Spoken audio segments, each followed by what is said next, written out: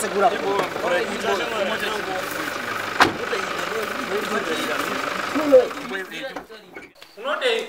Mzukuru auya kule nenyaya yakanaka.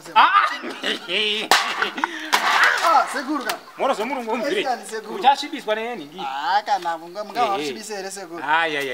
Inyenda yakanaka segura. Yakanakire wewe. Yakanakire ni mbosi kubasa uri kutorana mabasa segura. Yatora iwanza. Sakanda ndinda yatora segura wangu. Muyi kubasa segura. Kuyano kakubasa segura. Iyo. Kurwani ni vigwenyi. Usakuroti kana ndikatoda basa ndotonzi ndiwe kubasa kwenyu. Pano ndi mapepa segura. Upano kudo mapepa chete ndotenda kubasa. Mapepa segura ndaro. Ayiwa isinyayas. Bosi mbombo ndendo itsa masaga nditi. Ndendo roira masaga totobaya hedu. Aya masaga ichi basa segura ndao isambeki segura. Ndao isamsecho. Anoita mashomazo. Ndodzingo basa kundene mapepa emsecho. Pandawo akati wandika. Ngozadza saga ukota kundonyera masaga iwo kabata kuinda kabata. Manager wako otoya kuno. Manager kana muri kwako.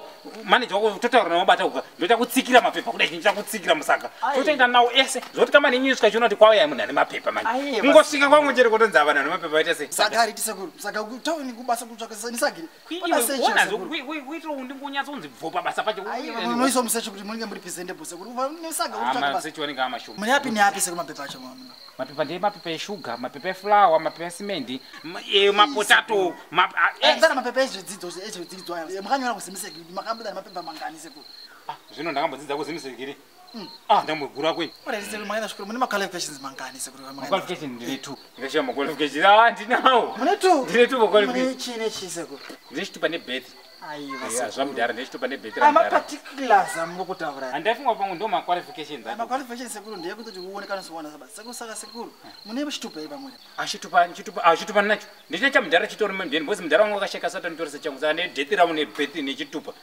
Nore vachi sekuru ndokubvisese account yekuti mukwanise kupimpiwa mari sekuru. Aiwa hapana kana problem ngani ndezva baba wangu kere chitupa chiripo ndecha baba wangu birth racho ndera baba wangu death ndera baba wangu akashaika saka ndinonoshandisa izvozvo baba wangu mufa avasi kuenda kubasa ine mwana wamupenyu andisenda kubasa saka ndikoshandisa zvamudhara izvozvo vangu vakanyora paisekuru netime dzachona dzatataurirana kuti ndonguva dzatinoda kuti tishandise panapa asati adzoka samara amene sekuru wacho rwa rubatika kudai chamari itanga tina nguva iyo ineswa mu account namba kuni mazori kwaone chirungu yangu musaisa mu account munonipa red handed yangu munonipa red handed ndiyongoro mari inoiswa mu account sekuru kuti mune swipe mega sekuru musine pin boskwani mazvanomba padziri kuwanda sekuru but zvinganita zokuona basa iri izvozvo tongoro wakachokumhomwe ungashaya $50 ungoni ka hey tongoro wachokumhomwe kaduma muno ma corruption idea sekuru inge ya corruption chete tsauta corruption chete vapa mari yavo yakadii corruption police haizvibvumire zvekuru hurumende yeZimbabwe haibvumire zvakadaro sekuru tinosungwa tinopinda mujere sekuru chokomumwe achidima manager anga anodzingwa basa sekuru ndodzingwa basa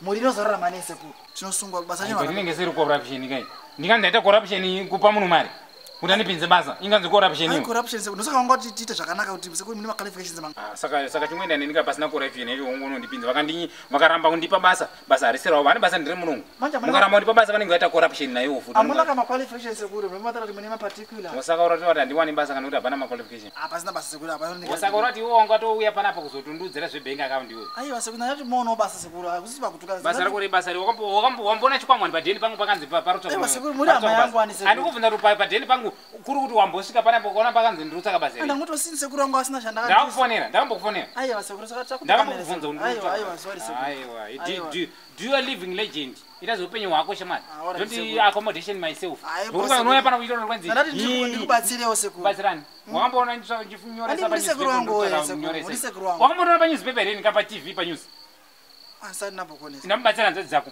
aiwa sekuru ndatomurise sekuru wangu remove yourself here pano nevanhu vako veninga vecontent boys remove this academic keep yourself here mango basa